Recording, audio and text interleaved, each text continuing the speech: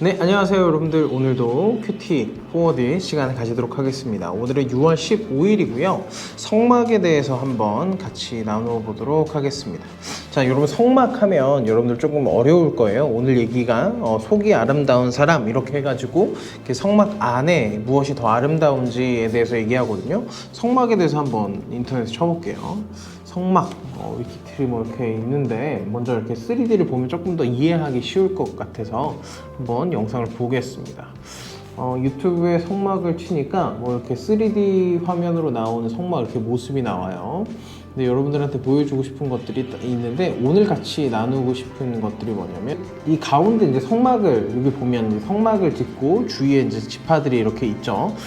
성막의 위치는 어디였냐면, 그러니까 모든 지파들의 한 가운데, 그러니까 그들의 신앙이 가장 중심에 있었다는 것을 상징하거든요.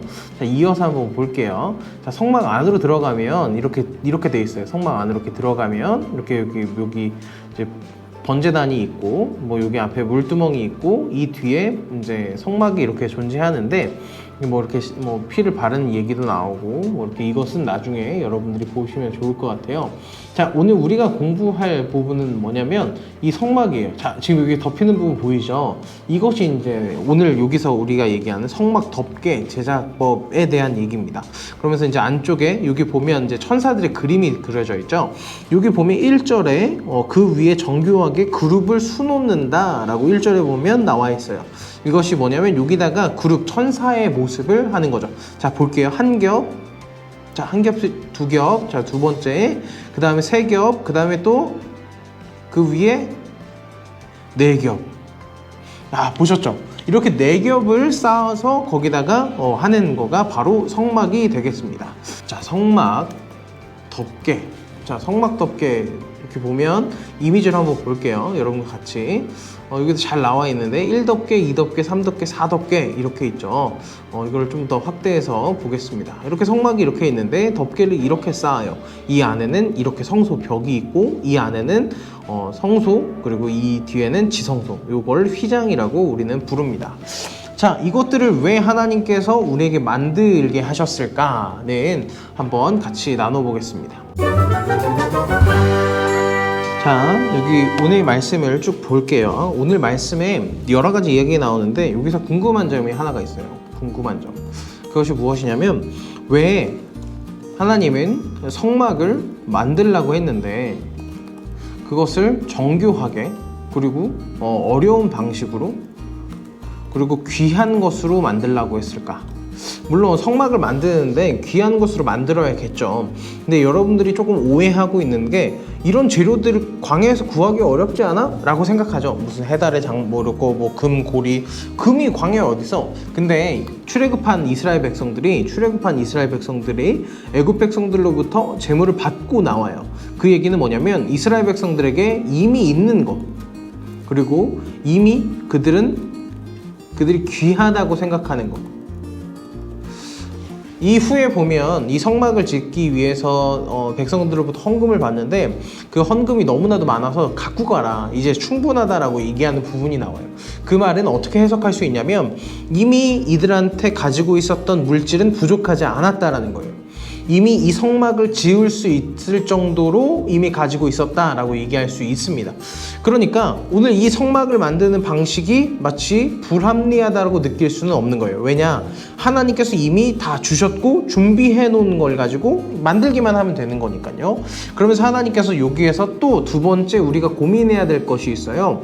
하나님께서 왜 이런 방식들을 고수하라고 했을까? 또는 각자 원하는 대로, 또는 편한 대로 광야에 있으면 얼마나 신경 써야 될 게 많아요. 그런데 이런 것까지도 신경 쓰라 그러고, 구름 기둥이 이동하면 성막도 같이 이동을 해야 돼요. 그럼 성막을 분해했다가 다시 조립하고, 그것도 뭐 중간에 뭐 깨질 수도 있고 엄청 귀중한 건데, 왜 이 광야 생활을 40년 동안 해야 되는 백성들에게 이것들을 왜 하나님께서 말씀하셨을까? 바로 통일성이고, 그리고 마음이에요. 자, 여러분들, 우리가 여러 가지 예배들이 존재하고, 뭐 가정 예배, 뭐 찬양 예배, 뭐 전기 예배, 뭐 집회, 뭐 여러 가지 예배가 존재하지만, 그 모든 집회 가운데는 형식이라는 것이 존재해요. 형식이라는 것이. 형식이 존재하는 이유는 뭐예요? 여러분들 물을 마시려고 할 때 컵이 없다면 어떡할까요? 참 불편하겠죠. 이 형식도 마찬가지예요. 예배를 드리려는데 이 형식이 없다면 예배를 드리는 것이 참 어려울지 몰라요. 누군가한테 이 물을 전달하고 싶을 때 이 물이 있는 것도 중요하지만 이 물을 나눌 수 있는 것도 중요하죠.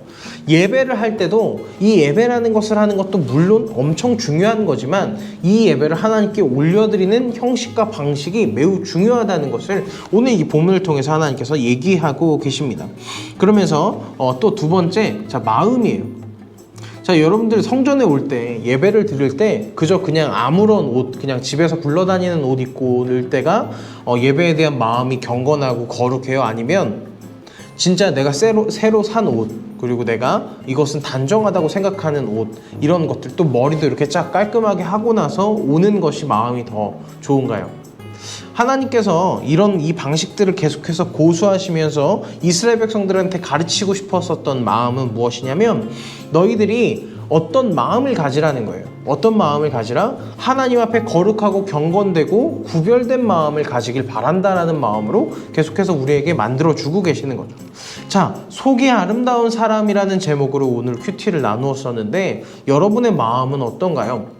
물론 겉의 모습만 경건하고 겉의 모습만 거룩한 것, 물론 그것도 중요한 모습이지만 우리가 겉을 그렇게 했을 때 우리 마음까지도 그렇게 된다는 거고, 우리 마음이 아름다울 때 겉으로 드러나는 겉 모양도 아름다울 수 있다는 겁니다. 여러분들이 겉의 모양은 중요하지 않아 라고 생각하면서 이것을 방종된 행위로 극단적으로 가는 친구들이 있어요. 저도 한때 형식은 중요하지 않아, 내 마음만 중요하지 라고 하면서 슬리퍼 신어도 되고 모자 써도 되고 뭐 껌 씹어도 되고 뭐 예배 시간에 핸드폰 해도 돼, 이렇게 생각했었지만 내가 겉모습을 치장하지 않고 준비하지 않았을 때 내 마음이 준비되는 것이 진짜 어렵다는 것을 깨닫게 됐어요. 여러분도 큐티하는 것 매우 중요하죠. 큐티를 어떤 정해진 시간에 깔끔하게 정리한 후에 말씀을 읽어 나가세요. 그냥 시간이 됐다, 큐티해야 되는데 하면서 이렇게 하는 그런 큐티와 시간을 정하고 내가 형식을 갖추고 하는 큐티는 매우 다를 것입니다.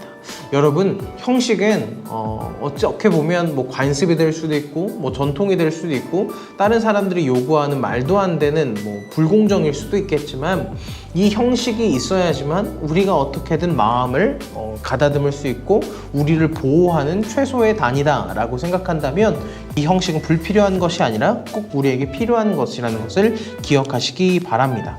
자, 그럼 오늘 기도하고 오늘 말씀, 오늘 포워드 마치도록 하겠습니다. 제가 기도할게요. 하나님 감사합니다. 오늘도 우리에게 말씀 허락하여 주시고 우리가 같이 큐티하면서 말씀을 읽었습니다. 짧은 시간이지만 우리 아이들 마음 가운데 함께하여 주시고 우리가 같이 말씀을 나눔을 통하여서 그리스도의 이름만이, 그리스도의 놀라운 사랑만이 이 땅 가운데 드러나게 하여 주시고 우리 아이들이 더욱더 경건하고 거룩한 생활로 나아가게 하여 주시옵소서. 거룩하신 예수님의 이름으로 간절히 기도드립니다. 아멘.